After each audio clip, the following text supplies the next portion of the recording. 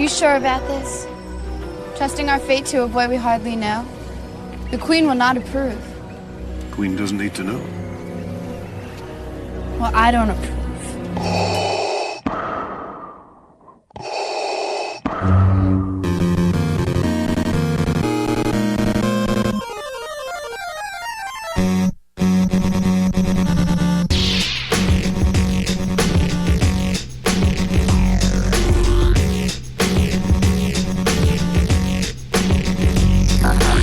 Welcome, Masters and Padawans, to episode 574 of Full of Sith. It's me, Bryan Young, host of the show. With me as ever, the redoubtable Holly Frey. Holly, how are you? I'm kicking along. I think that's as excited of an answer as we may get in this day and age. Right. Yeah. For the most part, fine. In big existential ways, less so. Yeah, but we're here. We're talking about Star Wars among friends. That's always a reason for at least a brief respite. Oh, 100%. It's curative. Yeah, exactly. And I'm actually really excited to dive into our topic today. We weren't quite sure what we were going to be talking about, and then you suggested this, and I was like, "Oh, that sounds really fun." And the more I got thinking about it, the more excited about it I got. Fabulous. So I don't know. Do you want to tee it up since you? Sure.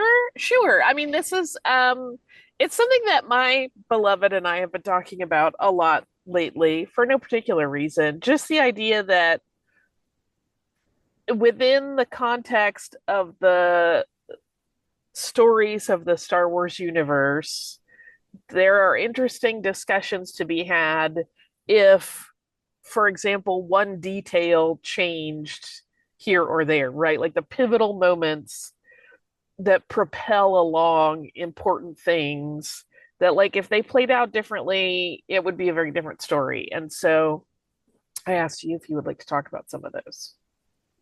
Yeah, no, absolutely. And the answer was yes. The answer You was thought yes. I was going to say something like, how many flavors of colored milk is there? Because usually when you put me on the spot like that and go, what should we talk about? I come up with something goofy. Well, actually, the last 6 weeks, the answer's been Neil in all caps. I mean, yes, always, all days, Neil. But no, that was really good, and it reminded me a lot of Shatterpoint, the Mace Windu Ooh. novel that Matthew Stover wrote. I think it was Matthew Stover about Mace Windu. That was the Mace Windu Apocalypse Now novel where he kind of had to go back, and Depa Billaba was the Colonel Kurtz of the novel, and he really had to explore the dark side, and really a lot of it was him trying to figure out some of those linchpins of the galaxy and how things would have changed. And for him, he was really hyper focused on that moment of how different things would have been had they would have been able to kill Dooku during the Clone Wars. And that would have stopped all of Palpatine's plans from moving forward. He didn't know they were Palpatine's plans at that point, but like all of the troubles with the galaxy and the Clone Wars and everything would have been stopped right there had they been able to stop Dooku right then and there. Well, from his point of view. Yeah. I mean, Mace Windu wasn't known for his long-range planning, as evident with his treatment of Anakin. Right, which will be a thing that will come up today, I'm sure. Yeah, I mean, things would have been a lot different if Mace was just like nice to Anakin. Right? Trust, Um, take him at his word. yeah, Different world. absolutely. Absolutely. But as you explained this to me, I kept thinking about like, wow, there's so many for each movie. Like, what if? So why don't we start with, why don't we just start at Phantom Menace and kind of pick out the most interesting from there and just kind of move movie to movie. Well, so Phantom Menace is really where this whole discussion began in our house. and it actually becomes a bigger discussion than Phantom Menace. But how this all started was my beloved saying to me, I think literally while I was like picking out cheese in the grocery store, if Qui-Gon had just let Anakin stay a slave, we wouldn't have Darth Vader and none of this would have happened. And I was like, well, that's predicated on the idea that there should be slavery. Yeah. So that's a problem in and of itself. But it does kind of make the events that happen specifically regarding Anakin, Shmi, and Watto and Qui-Gon pretty important, right? I mean, obviously, at that point, they are, as revisited by George Lucas, the beginning of the story. And so there are so many in the Phantom Menace that are really pivotal. But that does bring up some interesting stuff, right? If Qui-Gon had lost the bet to Watto in some weird happenstance, if he had not stuck his neck out to try to get Anakin freed, if he had listened to the council and not trained him, everything might be different. And so Qui-Gon becomes a really, really fascinatingly important character to the entire saga, even though in terms of his corporeal form, he's only in that one movie. Yeah. And there's something interesting about it though too, where Palpatine had like plans and plans within plans and backup plans to those backup plans. And it makes one wonder though, would Palpatine have come up with a different way of doing it? Would he have manipulated someone else in some other way Right. to bring about the purge of the Jedi through all those means, without Anakin, right? He was still manipulating Naboo, which was his home planet. Padme Amidala would still be in the mix there. Anakin wouldn't have been able to be his instrument there, and perhaps Padme wouldn't be involved, and you wouldn't get Luke and Leia involved. But maybe Dooku wouldn't necessarily be involved in that way. Maybe the Clone Wars would just continue going on forever, and maybe Palpatine would. I mean, the thing is that Palpatine, with Anakin or without Anakin, had already planned on the clones, the Clone War, and the ability to purge the Jedi. All he needed was the political cover to do it. Right. And Anakin wasn't part of that until the very last second. It also makes me wonder, right, about how much potential storytelling there could still be in terms of, as you said, Palpatine had plans nested in plans with backup plans. He had evil turducken, essentially. Like there was so much going on. And like if it weren't Anakin, it would be some other kid. It would be, you know what I mean? Like we don't know It would have been Kanan. how many other kids like Anakin there may have been that he was kind of seeding to see which one actually bore the fruit of his dark labor. Well, actually, it's interesting because there were lots of them, and we saw a little bit of that in Delilah Dawson's book about the Inquisitor, Rise of the Red Blade. Oh yeah. Because he was sort of grooming her the same way over the years and sort of nudging her in that direction too, which is how she sort of ended up in the Inquisitorius. Yeah. Yeah. So there was lots of those seeds of doubt that he was sowing all across the Jedi Order.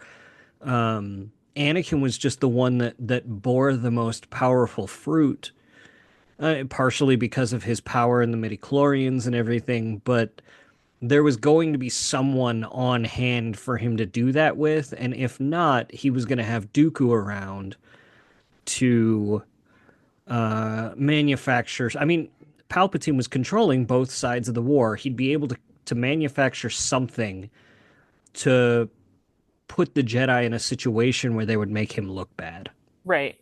or make them look bad aimed at him. Um, Yeah. so I think the Really, Jedi I think Purge, we've identified the one pivotal problem. Like, if Palpatine is never born, we yeah. can all just enjoy our Jogan fruit.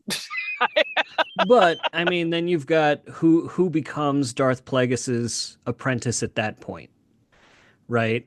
Right. Who does Chimere continue on that legacy and not, you know, how does that change things? Do you go further back? Does Saul successfully destroy the stranger? Does Plagueis get revealed then and Vernestra Rowe starts doing that? You know what I mean? Like you can go further and Right. further back. Yeah. Like basically the one linchpin is like the Sith existed when everybody thought they didn't. And if they could have cut that off sooner than they did. I mean, really, it comes down to the Jedi compromising their ideals and lying about things and covering things up for 100 years, so that every little step they took them one little step further away from the core of who they were supposed to be, and they started taking those steps during the High Republic. Yeah. And they Yeah. started taking bigger and bigger steps away from who they were supposed to be during the Clone Wars and compromised themselves to the point where they were like Jedi generals slashing through anybody, leading, battalions of clone troopers, slaughtering all kinds of people in all kinds of ways across the Clone Wars. So, like, yeah, I think that Anakin is actually the good part of the story, right? Yes, everything Darth Vader did was horrible, but the redemption of Darth Vader and Luke Skywalker existing is the one bright spot that actually purged us of Palpatine. And that's the one thing that's the most important part of that story because everything else would have happened anyway without Anakin. Yeah. Fair. I mean, I'm you discussing the Sith and the Jedi made me go back to what if none of these organized religion groups ever happened? Then everyone could just do their thing. But it's kind of like how, nature hates a vacuum. It seems like beings yearn to come together in those sort of organized social and spiritual groups, which George Lucas talked about a lot. Yeah. Has talked about a lot over the years that he recognizes the importance of like the community that comes from those kinds of organizations and how that unfortunately does open the door to corruption of those communities. Anyway, did we sufficiently exhaust poor Phantom Menace? Well, I don't. Yeah, maybe. I think the big thing with Phantom Menace, like, there's others on the other side of that coin too. Though, is that like the other big linchpin of Phantom Menace, not focusing on Anakin, would be them capturing Newt Gunray, and instead of just turning him over to the courts, would be Qui-Gon living long enough to actually question Newt Gunray about Mm-hmm. who they were in league with and getting the name of the Sith Lord then, Right, instead of, Dooku's story about getting all of that information. right. And if Qui-Gon would have lived, or any Jedi would have actually stopped to go like, hey, hold on a second. Like, obviously you're working with somebody in the Senate. Who is it? Oh, it's a Sith Lord? Okay, we're going to talk about that. Or if Palpatine had lost the vote, like anything that would have kept Palpatine from his ascension to Supreme Chancellor, Yeah, anything that would have put the Jedi on the trail to the fact that the Sith were in power there and that the Master was in their sights in ways that they couldn't have imagined, or Palpatine revealing himself too early would have significantly altered those events in ways that could have prevented that purge of the Jedi in ways that Anakin remaining out of the story couldn't have. Right? Yeah, Like I think just thinking it all Palpatine is the through. one who's driving that story in a way Right. Anakin might not be, and I think that Palpatine's the one you have to take off the board because without Palpatine, Anakin doesn't get into that moral dilemma, Hmm. right? Because without Palpatine, Anakin doesn't have to make that choice between like Anakin doesn't go through that moral dilemma. Like he never has those visions of Padme dying. Right. He Right. I never, mean, with yeah. Palpatine, there are so many moments that he orchestrated that if he weren't there and those could not play out, things would have significantly shifted. I wouldn't even be surprised if I wouldn't be surprised to find that somehow Palpatine had orchestrated Shmi and the Sand People. Oh, yeah, I wouldn't either. Not even a little. And yeah, no, like there's if you took Palpatine off the board or out of power in Phantom Menace, Anakin remains a war hero. Anakin remains a Jedi who struggles with his power, but remains on the light side. But does he even exist if Well, yeah, Palpatine's because he off would the still board? end up in the Jedi Order. I think because Qui-Gon would have taken him. Like, Right, but does he even exist in the first place? yeah, I don't buy the whole like Palpatine. Well, I mean, I don't buy the stuff that Palpatine or Plagueis actually created him through the midichlorians. But I also like think that, or are you saying that like if if the Force knows that Palpatine doesn't make it past the events of Phantom Menace, the Force doesn't bother creating Anakin because it doesn't need Luke to save the day. I think you see the Force as much more sentient than I do.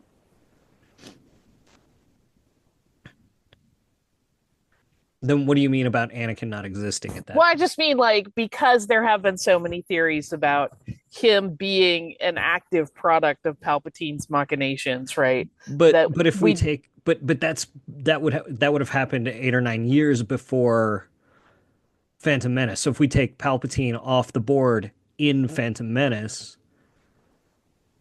that would have Oh, happened right, but already. when you're saying there's no Palpatine, to me that automatically goes back further.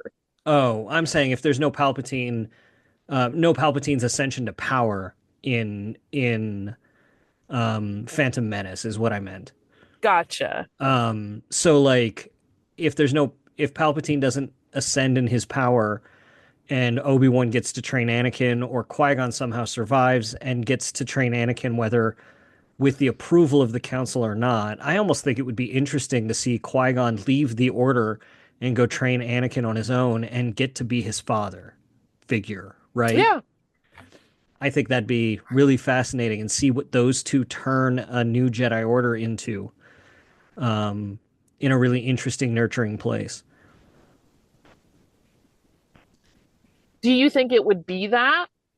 Do you Oh think it yeah, would with automatically be a new Jedi Order if Qui-Gon left and mentored Anakin? Like, do you think he would set out to replicate a a system like that, or would he be perfectly happy to be like, it's just you and me, kid? I think Qui-Gon would try to do something that would be like I get the impression that Qui-Gon needs a commune, right? He's just too much of a hippie to not need a commune. And I don't think like I think Qui-Gon didn't leave for a reason. You know what I mean? Like I think Yeah. he needs that community. And I get the impression that like See, this is otherwise also he very would interesting. We have huh? very different reads on this. I'm fascinated. Keep going. No, I could see him thinking like this is too much like the Sith and the whole rule of two thing. And that there's a danger in that. So my read on the reason why Qui-Gon never left, despite, ongoing friction, had less to do with him needing the community of the Jedi Order and more him, whether consciously or not, feeling like he needed to be a watchdog and be involved in that community to make sure that the things that he saw as potential dangers did not play out. Like, the hubris of the Jedi not tripping themselves kind of thing. Like, I don't see it as the same motive that keeps him there. Like his whole thing is just like, I need to be here as a stopgap to prevent you all from tripping on your faces. Kind of, yeah. Like, I don't think he has the level of hubris that sort of comes with, but I do feel like he saw problems within the Jedi Order, and his kind of rabble rousing that gets referenced by the other characters had more to do with trying to keep them honest and keep them self-questioning and just serving as kind of a catalyst for introspection for the order as a whole. But again, I don't think he was like consciously like, I need to be here to do this, but I feel like he saw a role that was important there. Yeah. I mean, No, I think Qui-Gon and Palpatine are probably the two biggest, most important players on that scale of like how things play out across the rest yeah. of the timeline there. Um, and then, if we move forward to Attack of the Clones, I mean, um, then this then is tricky because we didn't lay out the ground rules. Are we only looking at the films? Because once you get into Clone Wars, there are like a million options. yeah, I don't know. I don't know. Let's Maybe stick the with films. films for the moment. I think if we just look at the films, that's probably all we're gonna have time for. If we start getting into the Clone Oh, Wars for sure. Yeah, episodes, yeah, then yeah. we might. See you next week. I'd see you the next 3 weeks.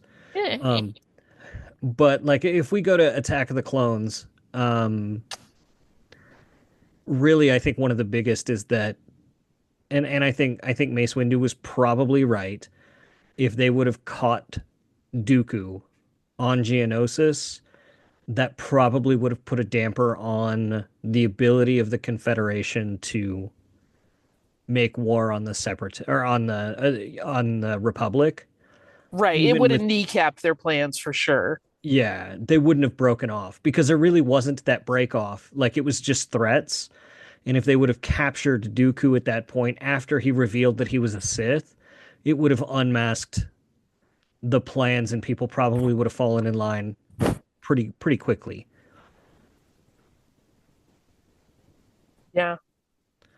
I'm trying to think of if there's like what other aspects of it. I mean, here's the thing, right? If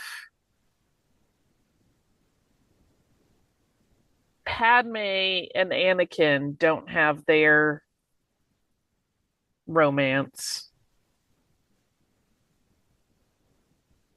then I'm thinking it through as I'm speaking, which is why I'm speaking haltingly. Because it's like once you open Pandora's box, like a lot of stuff comes out. But right, like if I'm trying to fact check myself, if they had not gotten together, we would of course not have had Luke and Leia. And I'm like, okay, but how would the not going into the animation, but the Clone Wars, like how would that all have played out in terms of the two of them and what would have happened? Well, I think um I don't think Palpatine would have been able to drive that wedge into Anakin. I think Palpatine would have had to try to find a different wedge to drive into Anakin. Right, that's kind of where I'm trying to go. It's like, okay, does he still is Shmi enough of a thing? But Shmi happens In the middle of all of that, he would have been there right. by So I'm himself to I'm deal having with it. trouble untangling those two threads from one another because they're so tightly wound. Oh, that's Um, interesting. yeah, no, I think I'm not sure. Like, oh, you mean if they ended up together not as lovers, but on that specific mission?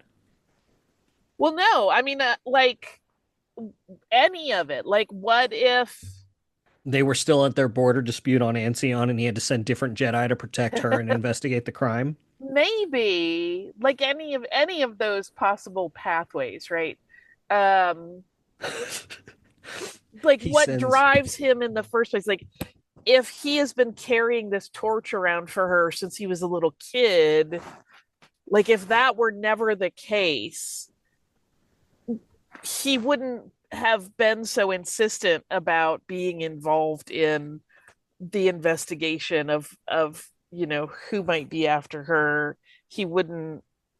See, now, I didn't take that as necessarily him being into her as much as that's just who he is as a Jedi.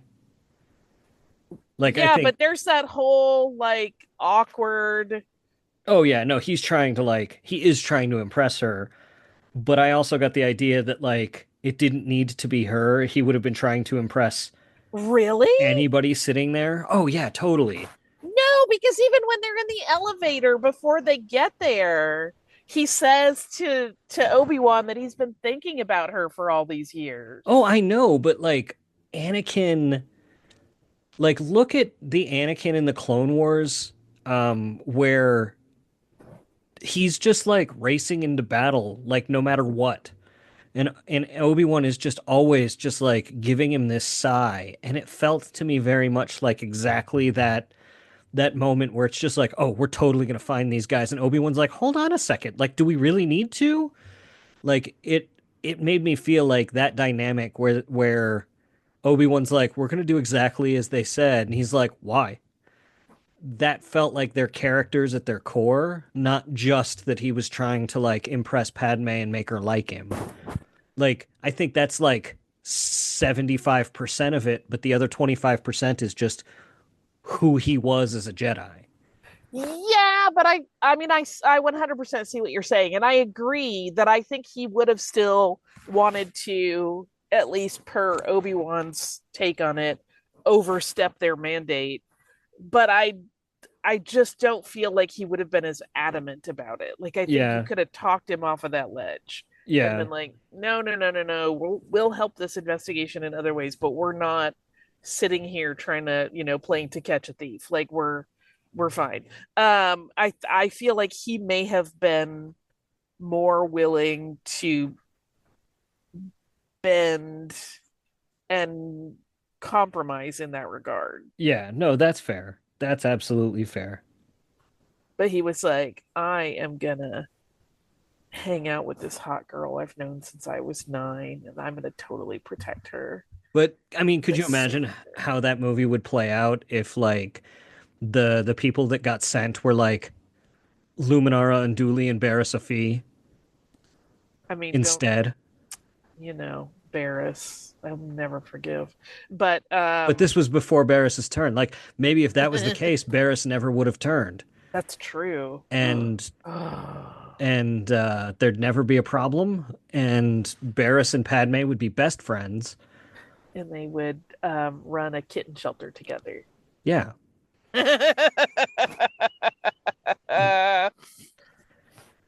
No, that would be. I mean, it would. The only thing that would make it funnier is if they sent like Kiadi Mundi and Yerl Poof.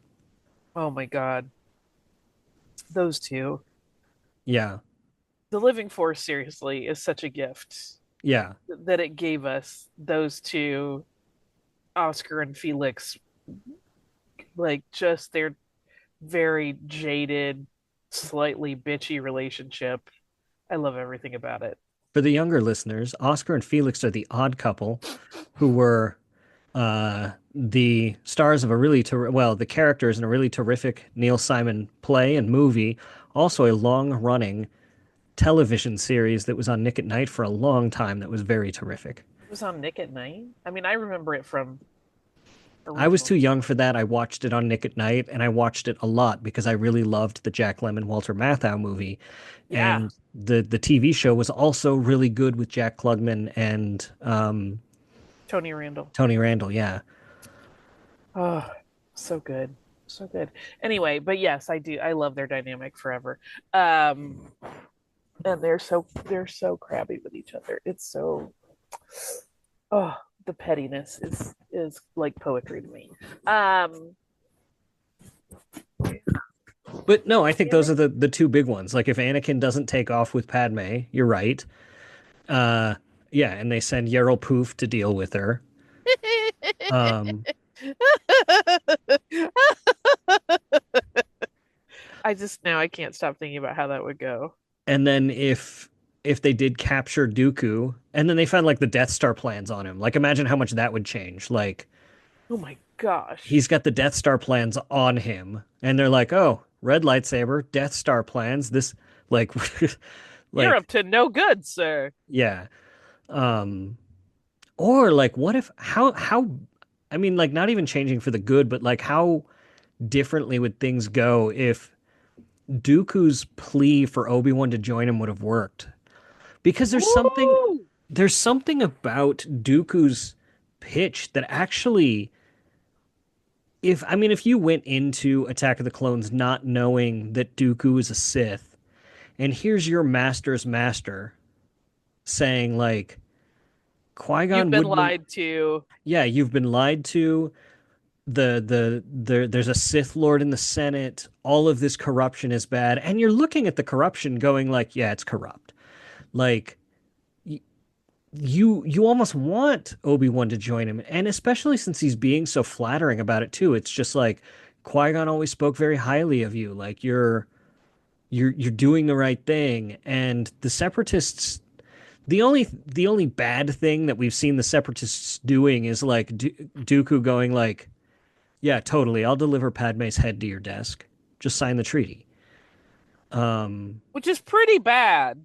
yeah, but um, you almost want Obi-Wan to go like, listen, I get it. Like you trained my master, um,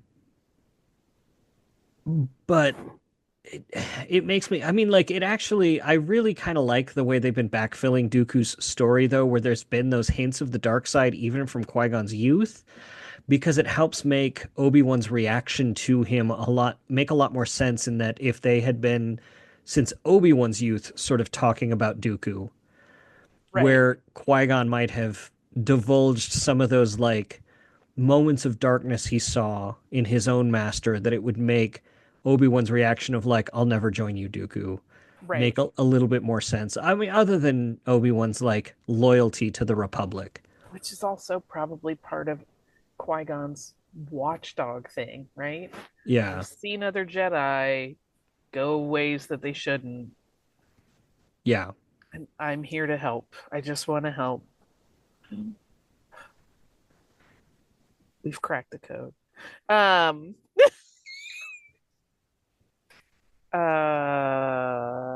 I'm still very focused on if Anakin and Padme were just like buds. We skateboard together, you know. It's not a romantic thing. We just hang. Yeah. I mean, I think the only thing again that would change would be like I don't think their relationship being platonic would change him not wanting her to die. I think the only thing it would change is her not getting pregnant and then no Luke and Leia to save them later. Right. Which is pretty massive. Yeah. Um Revenge of the Sith is a difficult one. Like you'd almost need like it would have to be something big like Mace Windu kills him there in the office before Anakin gets there. Right, because all of the wheels are in motion for that one. I mean, that's the nature of it being the third act of the arc, right? Um, Or Obi-Wan actually finishes the goddamn job. Obi-Wan. Um, yeah, that one's always rung really a little oddly to me.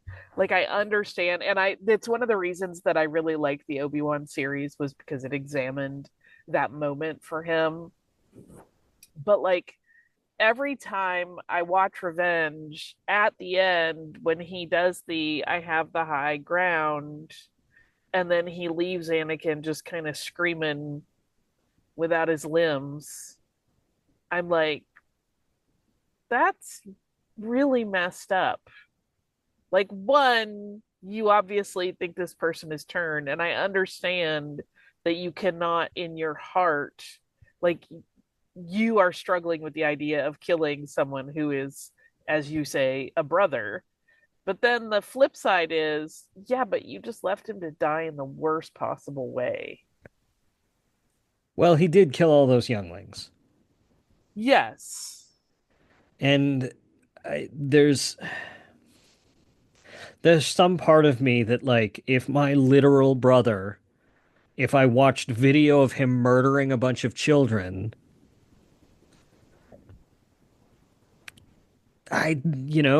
maybe I would leave him there too. Yeah, fair, fair. It seems And so I watched him choke uncharacteristic his wife. for Obi-Wan. Yeah, that's fair. Like, Um, and I just had to fight him brutally, and he wouldn't stop. And he told me that like everything, like basically he just told me that like I just allied with like the enemy of the universe. You watched video of me murdering a whole bunch of children. You just watched me choke my wife to unconsciousness. I'm clearly not listening to reason, and I hate you. yeah.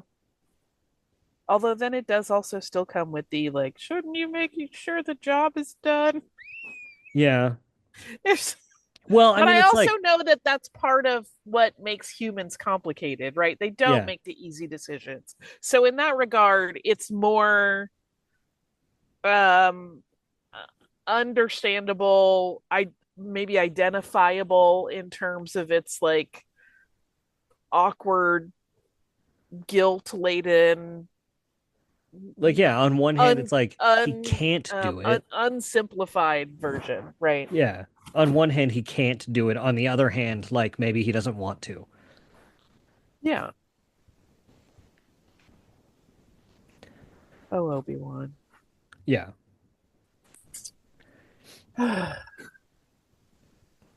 But that really takes us to A New Hope Or Rogue One, depending or on how Rogue you want to One. play Well, I this. guess Solo, but Solo really doesn't.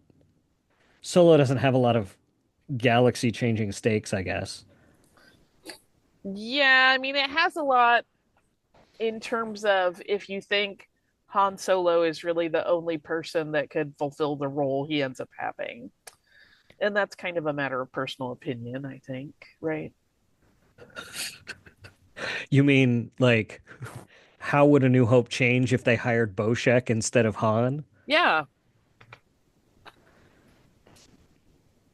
Or they hired Greedo before they got to Han?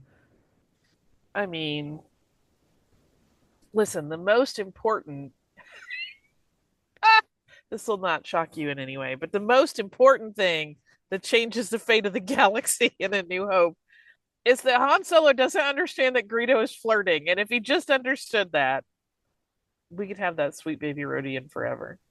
No, I assume that was still your favorite part of uh Rebuild the Galaxy. Oh, yeah, of course. I mean, more Greedo all day, every day. Let him live his best life. But what do you think in A New Hope is the important pivotal moment? I mean, the important pivotal moment if we changed in A New Hope. I mean, there's obviously the one where we read it in the comic Star Wars Infinities, where like, what if Luke misses the shot? Right. Um, and how that plays out. And I really thought that story was interesting. That's another The one where it's been a minute. like the idea was that like they fired, but they weren't able to get it up to full power, the Mhm. Death Star, so they only like mildly disrupted Yavin. not destroying it completely. So the rebels still had some time to get away, which maybe was a cop out. I don't know. Um, but there, I mean, there's a different moment where like instead of Obi-Wan sacrificing himself, he kills Vader. Yeah. Um, but I don't necessarily think that works. I think Obi-Wan sacrificing himself's a much better moment and is more fulfilling for Luke. Um, but I also think like R5 going with not having a bad motivator changes the story significantly. And R2 doesn't go with Luke. R2 doesn't need to go with Luke. R2 just like somehow figures out a way on the sandcrawler to knock his um restraining bolt off and just goes straight to Obi-Wan. And Obi-Wan's who, he goes straight to Obi-Wan because that's his mission. Right. It's like, okay, cool. Yeah, I can help. And everything goes smooth as silk. Yeah. And Obi-Wan doesn't need the big freighter from Han. I mean, I guess Obi-Wan is probably going to go with Chewie because he's got some Jedi history with Chewie. Like Chewie probably recognizes Obi-Wan right off the bat as a Jedi, Right. especially after he pulls out that lightsaber and kills somebody. Mm, Well, or wounds him grievously. right. Poor Panda Baba. Poor cuppy hoof hand / wolfman hand. Yeah. The Panda Baba. It's a rough day for him. Um, I mean, they just got off of Jeddah, and here's this twerp Yeah. in here tugging on the bartender's clothes, being a ding dong, being a yokel. Maybe that's the big change. Is if Ponda Baba and Evazan actually like Obi-Wan doesn't intercede and just lets Ponda Baba and Evazan like jump him and kill him. Oh God. Like Luke just learns his fatal lesson right there at the bar, and Obi-Wan's just like, well, there is another. Right. It all goes down at the bar. Like Greedo lives, Luke doesn't. The whole galaxy has changed. Greedo Yeah. becomes the hero in my heart. um, yeah, there are so many in the New Hope, right? If Luke doesn't turn off his targeting computer and he whiffs it on that last shot. If Obi-Wan kicks Vader's ass, like there are so many things that would change it all completely. Uh, I haven't really. I'll confess to you, like I have thought about it, but not to the same degree I am in this moment. How changed that final battle with Obi-Wan and Vader is now having seen Obi-Wan the series. So I mean, I watched Obi-Wan the series over the last week with Kingston and that battle with Darth Vader and Obi-Wan because we watched A New Hope right after. Actually, what's funny is the impetus for doing that was because I was like, "Oh, it's funny because he has that toy in A New Hope." And Kingston's like, "No, he doesn't." I'm like, "Oh, I'll show you exactly where he has that toy in A New Hope." And he didn't believe Ah, me. And he's like, "Holy crap, he has that toy still." Um, so we watched all of A New Hope just to watch the T16 that Obi-Wan gave him. Anyway, please continue on your. no, I you were saying that you just watched it. I'm I just just saying watched it too, so I'm that it interested to hear your. changes it. Oh Yeah, yeah, it it does. changes it more, Yeah, it absolutely does. It makes him calling him Darth a lot funnier. right? So much funnier. Just trash talking him right to his face, just egging him on. Um, yeah, I mean, I'm reminded, right, of the trajectory that Obi-Wan goes on and the journey, the sort of relationship journey that he goes on with Darth Maul and that final battle. And then this relationship, which is very different, obviously, but similarly, the final battle is a very quick sort of simple affair. But in this It instance, he chooses the other option. it reminds me a little bit of Twin Sons too. Mhm. Like you take Twin Sons into account, and Obi-Wan is being very, very sparing with his moves. Yeah, It's that's what I'm very, saying. It's yeah, it's like the flip of that, where he is similarly very still about how he approaches the battle, but he chooses the other path to be the vanquished instead of the vanquisher. yeah. It's so good. Mhm. I really love A New Hope. I I do really love too. all of it, actually. Yeah, I don't want to blow anybody's minds, but I am a fan of Star Wars. Yeah, I know, I think we right? both are. Um, That's neat. I know, right? It's interesting we found this common ground. How lucky. How lucky. Yeah. Um, Empire. I mean, I think there's two big ones like right off the bat. Okay. Um, like Luke joins Vader, Right? right? Luke's just like, well, it's either that or kill myself, so I guess I'll go with you. You seem Um, cool after all. Okay. yeah. Or Han just dies in carbonite. Like he didn't Meow. survive the freezing process. Meow. Um, yeah. Ooh. Because then there's no Ben Solo Yep. to be a problem. Hmm. I mean, there are many small moments in that one that could have significant changes, right? If Lando never sells them out, that I don't changes. I don't think Lando really did. Like I think because I think people kind of forget that Lando tries to warn them off first, Right. right? Like Lando made the only deal he could because you don't really have a lot of negotiating power against a Dark Lord of the Sith with a super Star Destroyer in orbit over your planet. Mhm. And when Han did show up, he tried to shoot him away. And when he didn't have any other choice, he finally let him land Yeah. and did everything he could to help them escape, especially when the deal he did make went south. Right. But When he did have that whole I mean, I see what you mean. He's in a position of having no power when he's agreeing to those terms that Vader has put forth. like I don't know. Was there a way he could have potentially telegraphed to Han what was going on before things actually hit the fan? I mean, I think that was what the cloud cars shooting at him were. Right, but I mean after the fact when they're actually in person with one another. Is there not a way for him to say, oh, they have so much history together, you would think they would have like a safe word or a warning word or but maybe not. I also think he probably had so many eyes on him there probably wasn't a chance. That's true. And I mean, it's not like any wrong step isn't going to get you shot because that's what happened to 3PO.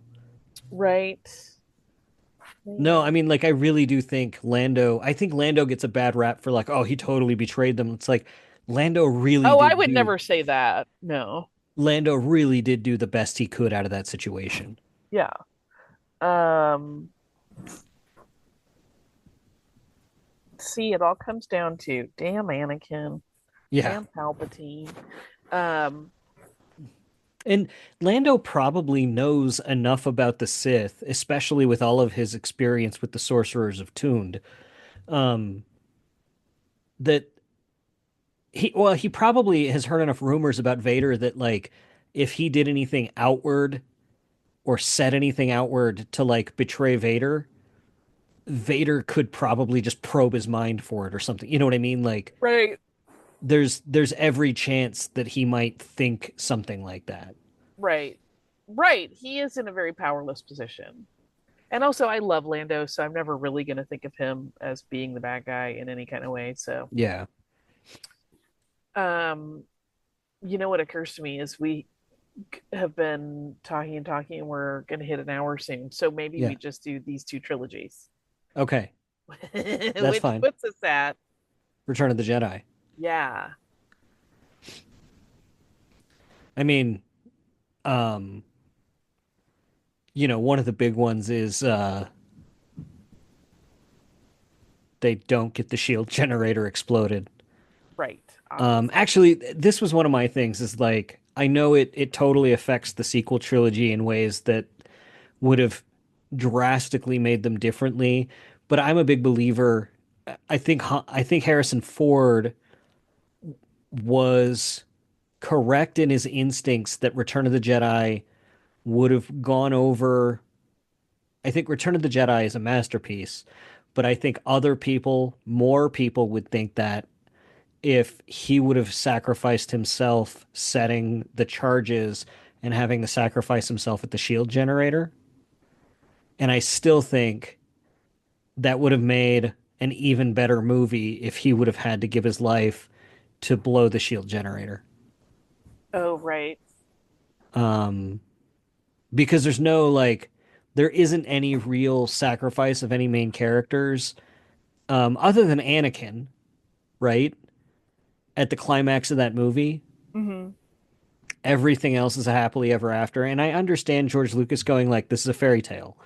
And it's funny reading like the conversations between Lawrence Kasdan and George Lucas arguing about stuff like that, and George Lucas going like, "This is a kids' movie. It's a fairy tale. We don't need to murder everybody." And them going like, "But it needs this weight," and George Lucas going like, "It's a fairy tale. Everybody can live happily ever after." It's fine. It's fine. Um,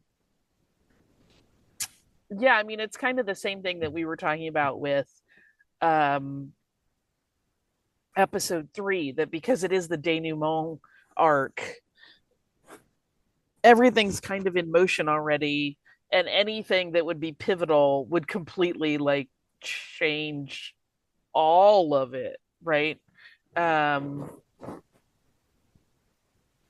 mean, I want to make a funny joke like, what if the Ewoks eat them?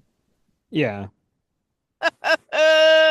They wouldn't eat Leia. They love her, but what if the Ewoks ate Han? That would be bad. I that would be another one too. Like, what if Luke didn't stop Han from murdering all the Ewoks? Oh, sad. I know it's sad, but like that was Han's first instinct. Right. What if Luke had been knocked unconscious in the fall and wasn't there to stop him and he just wakes up and there's just this carnage everywhere and Han's just like had to be done. Took care of that. Yeah. That's three, Omi Jr. Yeah. Although at that point, because of the carbonite thing, I guess it would be back to two. But anyway, Well, uh, no. Han at there says that's two IOU Junior. oh, so they're even. So then he's back to Yeah. one. Yeah. Back in my debt, kid. Yeah. Um, don't hurt the Ewoks. They're cute and sentient and friends. Although they were going to eat you, so it's complicated. They're murder bears. Yeah. Yub nub. Yub nub really means like humans are delicious. Um,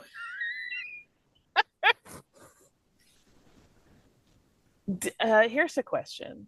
Yeah. Do you think Ewoks have eaten other people?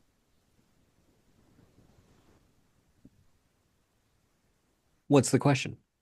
Do you think Ewoks have eaten other people? Oh yeah. No question. No question in my mind. Who do you think they've eaten? Probably other stormtroopers out on patrol. Oh, yeah, I guess so. Actually, here's another turning point. I wonder how this would have gone. Okay. Do you think Palpatine would have won if Luke would have been successful in convincing Anakin on the AT-AT gantry to join him and turn against Palpatine there, like he has to? Oh, Because that's one of my favorite scenes when Luke is saying like, I know that you were once Anakin. I feel the good in you. join me, help me defeat him. And he pretty well rejects him. But like, what if he says, like, you're right, this is what I've been looking for. This is what your mother would have wanted. Let's go mess him up. Um, would the two of them going in there like that, would it have had to play out more like Ben and Rey and Snoke? Maybe. Would he have known that? And that makes it interesting. Did Ben know to play that with Snoke that way because of Anakin? Oh, yeah, possibly. I mean, I find myself thinking about like maybe he did turn Anakin in that moment, but it's kind of like the Lando thing. He's not going to say it there. Yeah, because he can't. Fascinating. Fascinating. I think we're way over time. We might be a little. I don't know that we're way. I do have a random thing to share that is not specifically related to what we're talking about today, but I thought you would find it interesting and listeners may find it interesting. Okay, do it. It's about Rogue One. Okay. Because as you know, I fly a lot, and right now Delta has Rogue One in flight again. So that's all I'm pretty much watching on every flight. But I noticed something had been changed on my last flight. Uh-huh. And it's a little thing, but I just think it's interesting and worth noting. You know how people have often dogged that moment where Bodhi Rook is radioing out to the Rebel Alliance and trying to get anybody, and Radis comes on and says, "This is Admiral Radis of the Rebel Alliance." Uh-huh. He doesn't, at least in the Delta print, he doesn't say of the Rebel Alliance anymore. Huh. He just says, "This is Admiral Radis," and then goes on and they get the Death Star plans hooked up. Just an interesting note that, much like all of the movies have changed in various small ways over the years, often not touted with any kind of press release, this has also evolved a little bit. Huh. Interesting things. Here's one of the reasons I actually wanted to talk about what we talked about today, though, because it offers for me a tiny bit of like hope in that it's twofold, probably more than that. But what's on my mind right now is twofold. One, we see that in a lot of cases, it's a small moment or a small decision or one person's action that changes everything, which is just a good lesson. And two, that even Palpatine, the man who had the evil turducken of 82 cajillion plans at all times, and did ultimately create a lot of trouble, but he was, in the end, defeated. That's all. I just needed that for my soul. Yeah. Yeah, Thanks, no, that's thanks, fair. Star Wars. Okay. No, that's good. Um, it would be worth giving folks a heads up. Oh, sorry. Um, I'll be at a convention in Colorado this month, mainly for BattleTech stuff, but if anybody wants to talk to me, it's called Genghis Khan, which is quite clever. Indeed. If anybody wants to come talk to me about Star Wars stuff, I'll be there mainly for BattleTech stuff. But Holly and I are both going to be doing a live show in Indianapolis next month, Yeah, we are. um, at Indianapolis Comic Con, which is March 11th, that weekend. Yes. So you should come see Holly and I live and in person. Indeed. Indeed. Um, Aside from that, Holly, where can people find you? I am on Instagram as Surly Girly 5, and I am on Blue Sky as Holly Fry. Stuff You Missed in History Class, still coming out many times a week. Criminalia, same deal. Also on Friday nights on the History Channel, you can watch Dan Aykroyd's The Unbelievable. Is it The Unbelievable with Dan Aykroyd? I don't remember how they're wording it. On which I will contribute a variety of stories about weird and interesting things throughout history, and some that are more contemporary. I think that is. Oh, and Killer Cocktails is still out in the world. If you want a good cocktail book that is tied to history, there it is, which also has a mocktail for every cocktail. So if you are not an alcohol person, you still have options. How about you, Bryan? You can find me on my website at swankmotron.com or across social media at swankmotron. Mostly Blue Sky these days, though, especially since the others have taken some weird turn into villainy. But yeah, so swankmotron.com or at swankmotron. And I have a new Battletech book out. You can grab signed copies of it from my website or catch me at any of these conventions to grab signed copies, or you can order it wherever it is you get books. As far as Full of Sith goes, you can listen to the entire back catalog of episodes at fullofsith.com, and be sure to send us email at holocron@fullofsith.com. We'd love to hear from you. And be sure to rate and review the show wherever it is you listen to it. So, unless there's anything else, Holly. I think that's it for the moment. Okay. Well, then, for super producer Mike Pilot and for Holly Fry, I'm Bryan Young, and the Force will be with you always.